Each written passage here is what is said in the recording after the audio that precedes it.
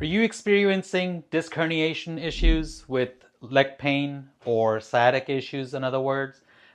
Symptoms that are traveling down into your legs because of stenosis that you've been told, herniations or bulges, such as this. If you're experiencing that, I have a model here, as you can tell.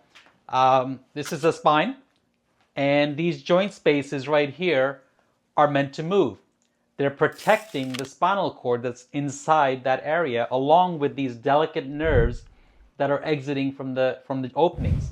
Now, herniations and bulges can cause a lot of pain, that can cause symptoms that are traveling down into your legs, possibly even weakness, possibly numbness, tingling, pins and needles, burning sensation, difficulty sitting, difficulty sleeping, difficulty getting up and down from a chair or from a car.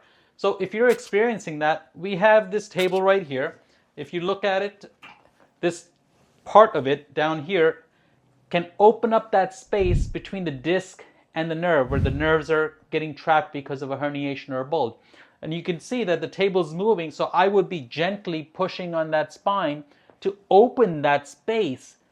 Sometimes a lot of patients tell me, I just feel like somebody would just pull me apart so that there's less pressure being created. Well, this is what that's doing. We're helping to create a negative pressure inside the disc to pull the disc material away from the nerve so that there's less irritation on these nerves that are exiting from that area.